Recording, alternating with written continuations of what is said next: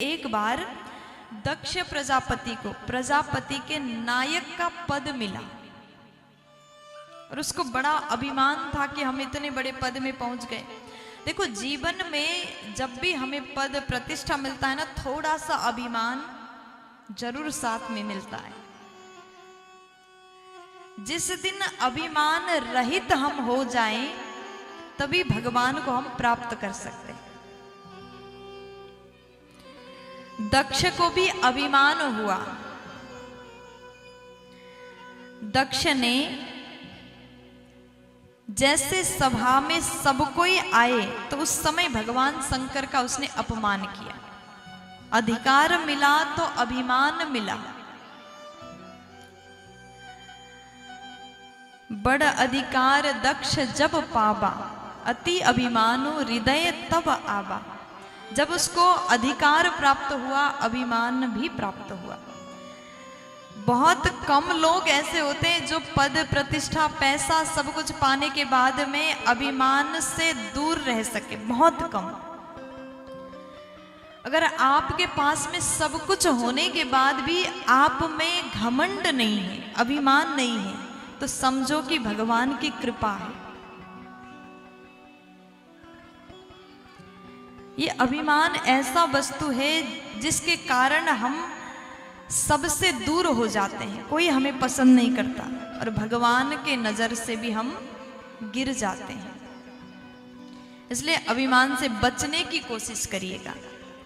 सुखदेव जी महाराज कहते हैं, राजन, जैसे दक्ष प्रजापति ने अपनी सभा में सबको बुलाया, बड़े बड़े लोग आए, देवता लोग हैं, भगवान विष्णु, भगवान शंकर उपस्थित हैं, ब्रह्मा, विष्णु, महेश तीनों देवता आए हैं। और जैसे सभा में दक्ष प्रजापति आया, सब कोई खड़े होकर के स्वागत करते हैं। लेकिन यहाँ पर केवल तीनों देवता आसन से खड़े नहीं हुए, ब्रह्मा, विष्णु और महेश।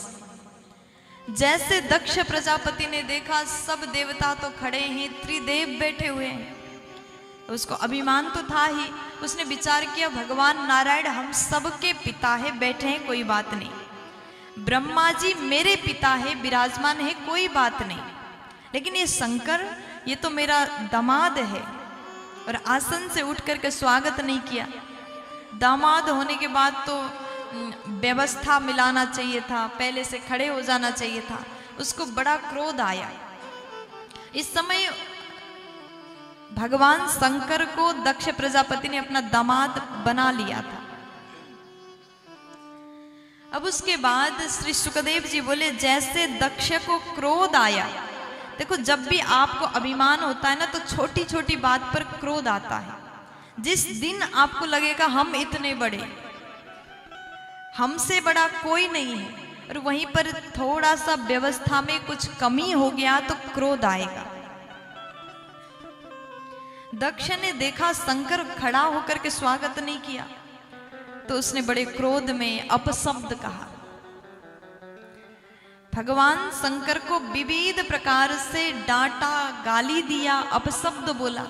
लेकिन भगवान भोलेनाथ इतने भोले हैं, इतने भोले हैं, चुपचाप सुनते रहे।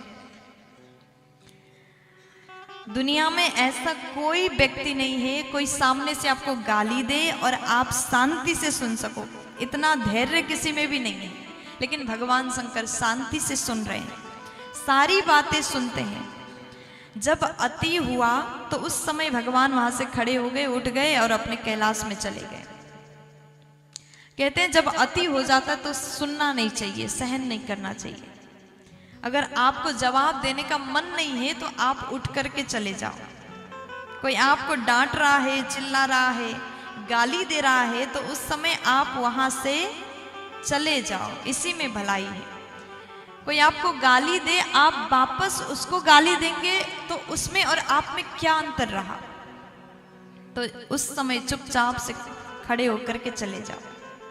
आज भगवान चुपचाप कैलाश चले गए। अब दक्ष ने विचार किया, इतना अपमान तो कम पड़ गया, और ज्यादा सुनाना था। तो उसने एक बार एक विशाल यज्ञ का आयोजन किया और उस यज्ञ में संपूर्ण देवता को बुलाया। निमंत्रण पत्र में लिखा था कैलाश के मार्ग से होते हुए आना और साथ में अपनी पत्नियों को, देवियों को लेकर के आना। यज्ञ का दिन आया, कैलाश पर्वत में माता सती के साथ में भोलेनाथ विराजमान है।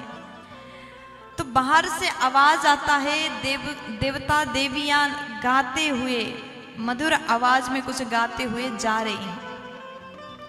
मैया सती के कान में जैसे आवाज, आभूषण का आवाज, कुछ गाने का आवाज आया, जल्दी से बाहर चली गई। मैया ने देखा देवियां जा रही हैं, तो मैया ने पूछा आप लोग कहाँ जा रही हैं? देवताओं ने, देवियों ने कहा अरे सती आपको नहीं पता क्या, आपके पिता के घर में यज्ञ हो रहा है। अब सती देवी को पता तो नहीं था, लेकिन मैया बोली कि मैं भी जाने की तैयारी कर रही थी, आप लोग चलिए हम आ रहे हैं। सती देवी अंदर गई, भगवान शंकर से बोली कि प्रभु मेरे पिता के घर में यज्ञ है और हमको चलना चाहिए, चलिए हम दोनों साथ में चलते हैं। लेकिन भोलेनाथ कहते देवी जहां से बुलावा ना आया हो ऐसे स्थान पर नहीं जाना चाहिए। वैसे कहते हैं पिता के घर, गुरु के घर, मित्र के घर बिन बुलाए भी आप जा सकते हैं, लेकिन अगर संबंध अच्छा नहीं है तो वहां जाना उचित नहीं है। प्यार से बोलो। तो आज भोलेनाथ भगवान शंकर जी, भोलेनाथ मैया को समझाते देवी वहां जाना उचित नहीं है। दक्ष प्रजापति भगवान से कितना नफरत करता, ये बात भगवान ने सती देवी को नहीं बताया। मैया खूब जिद करती, प्रभु चलिए ना, हम लोग चलेंगे तो पिताजी को अच्छा लगेगा। भगवान बोले कि नहीं नहीं, हमें नहीं जाना चाहिए, बिन बुलाए हम कैसे जाएंगे। सती देवी खूब मनाती हैं। पहले कहा मेरे पिता के घर चलिए, अब भगवान नहीं माने तो मैया कहती है प्रजापतिस्ते स्वसुरस्य सांप्रतम् निर्यापितो यज्ञमहोत्सवः किल वयं च तत्राभिसरामवामते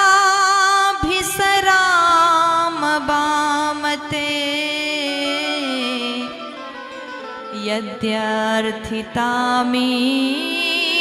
विबुधा व्रजन्ति। आज सती देवी बोली कि प्रभु आप अपने ससुर के घर चलिए। प्रजापतेस्ते ससुरस्य सांप्रतम्, पहले कहा मेरे पिता के घर चलो, मेरे पिता के घर चलो। भगवान नहीं माने तो मैया बोली कि आप ससुर जी के घर चलो। मैया को लगा कि शायद ऐसे बताऊंगी तो भगवान मान जाए, लेकिन भगवान बोले देवी मैं तो नहीं जाऊंगा। मैया ने खूब जिद किया, भगवान बोले मैं नहीं जाऊंगा, अगर आपको जाना है तो आप चले जाइए। देखो कोई भी व्यक्ति को आप एक बार समझाएंगे, 2 बार समझाएंगे, ज्यादा से ज्यादा 10 बार समझाएंगे, फिर भी ना मान रहे हो तो उस समय उसी अवस्था में छोड़ देना चाहिए। आपके बार बार समझाने पर आपकी बात को सामने वाला नहीं मान रहा है तो वहीं छोड़ दीजिए, क्योंकि वही होगा जो उसके भाग्य में होगा। जब उसे ठोकर लगेगा तो अपने आप समझ में आ जाएगा। प्यार से बोल दीजिए ना। तो आज मैया सती भगवान की बात को नहीं मानी। भगवान बोले ठीक है जाइए, अब हम ज्यादा नहीं रोकेंगे। तो जैसे माता सती भगवान को प्रणाम करके वहां से जैसे निकली, भगवान जानते हैं कि अब होने क्या वाला है, साथ में गण को भेज दिया। और जैसे सती मैया अपने पिता के भवन में पहुंची, पिता के घर में पहुंची, जितनी बहनें थे सब सती को देख करके हंसने लगी, मुस्कुराने लगी। अरे सती तुम आगे आ जाओ। मुस्कुरा करके सती का स्वागत कर रही हैं। आज माँ ने गले से लगाया, प्यार से सती मैया से उनकी माँ तो मिली, लेकिन भगिनी मिली बहुत मुस्कुराता।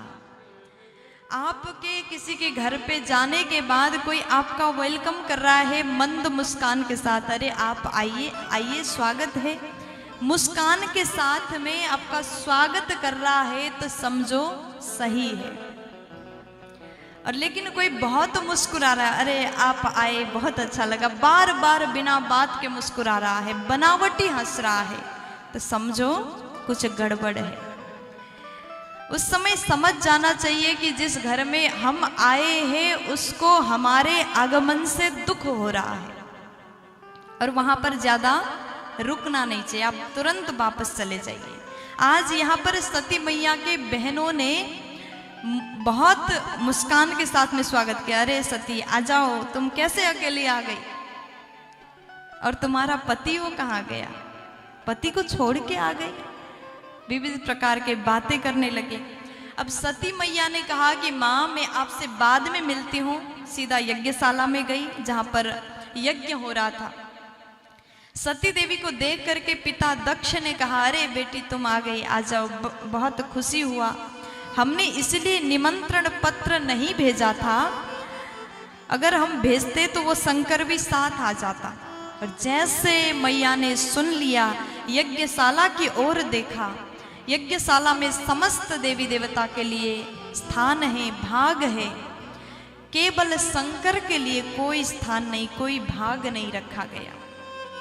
उस दृश्य को देख करके मैया आज क्रोध में लाल हो जाती है। सती देवी ने कहा कि अरे दक्ष, आज पिता नहीं कहा, सीधा नाम से पुकारा, आज मुझे तुम्हें अपने पिता कहते हुए शर्म आ रही है। इतना विशाल यज्ञ किया और भगवान शंकर का अपमान, और तुमने कैसे सोच लिया कि उनके अपमान से तुम्हारा यज्ञ सफल होगा। देखो, जिस यज्ञ में भोलेनाथ का अपमान किया गया हो, जिस यज्ञ में भगवान शंकर के लिए कोई जगह न दिया गया हो, वो यज्ञ कदापि पूर्ण होने वाला नहीं है। इसलिए भगवान शंकर का स्थान रखना जरूरी है। आज सती देवी ने कहा, यज्ञ तो कर लिया पर तुम्हारा यज्ञ पूर्ण नहीं होगा, और मुझे तो धिक्कार है कि मैं तुमसे पैदा हो गई, तुम्हारी बेटी हूँ, तुमसे मिला ये गोत्र, तुमसे मिला ये नाम, इसके साथ में मैं जीना नहीं चाहती। अगर मैं भगवान के पास जाऊंगी तो वो मुझे दाक्षायणी कहेंगे, तुम्हारे नाम से जोड़ करके मुझे पुकारेंगे, और जो मैं कभी सुनना नहीं चाहूंगी। मैया ने अत्यंत क्रोधित होकर के योगाग्नि प्रकट किया और उसी अग्नि में अपने शरीर को समाप्त कर दिया। जैसे सती जी ने देह त्याग किया, ये बात तुरंत नारद जी ने भगवान शंकर को सुनाया। आज भोलेनाथ ने जैसे सुन लिया, सती जी ने प्राण को त्यागा, जटा को निकाल करके जमीन में पटका, वीरभद्र प्रकट हो गए। आदेश दिया, जाकर के दक्ष के यज्ञ को तहस नहस कर दो। गणों के साथ में वीरभद्र गए, यज्ञशाला में जाकर के चारों ओर अपवित्रता फैलाने लगे, विध्वंस किया। सब कोई डर करके भाग रहे हैं, हाहाकार मच गया, सब चिल्ला रहे हैं, बचाओ बचाओ बचाओ, चिल्लाते हुए भाग रहे हैं। आज वीरभद्र ने दक्ष प्रजापति के सिर को कपड़े की भांति निचोड़ करके अग्नि में डाल दिया, और जितने भी लोग भगवान का अपमान कर रहे थे सबको दंड दिया, सजा दिया। सब कोई भागते हुए ब्रह्मा जी के शरण में गए, ब्रह्मा जी आप तो बचाइए, आपके शरण में हम आए। ब्रह्मा जी बोले, देखो अपमान मेरा नहीं हुआ, शंकर का अपमान हुआ, इसलिए क्षमा प्रार्थना करना चाहते तो वहीं चले जाओ। अब सब कोई मिलकर के भगवान के शरण में गए, भोलेनाथ के पास में जाकर के स्तुति गाया। ब्रह्मा जी बोले, महादेव आप तो भोलेनाथ हैं, करुणा निधान हैं, इसलिए प्रभु आप खुश हो जाइए, हम आपको वचन देते हैं यज्ञ के अंतिम भाग में हमेशा आपका अधिकार होगा। भगवान शंकर प्रसन्न हो गए, और जैसे भोलेनाथ दक्ष के यज्ञ में आए और सबने प्रार्थना किया, प्रसूति मैया ने स्तुति किया, सबने भगवान को मनाया, और भगवान तुरंत प्रसन्न हो जाते हैं और बकरा का सिर दक्ष प्रजापति के शरीर में जोड़ दिया। उसको जीवित कर दिया। बोलिए शंकर भगवान की जय हो। अब दक्ष प्रजापति ने हाथ जोड़ करके भगवान से क्षमा मांगा, प्रार्थना किया। सब कोई भगवान शंकर को मनाने लगे। बोलिए शंकर भगवान की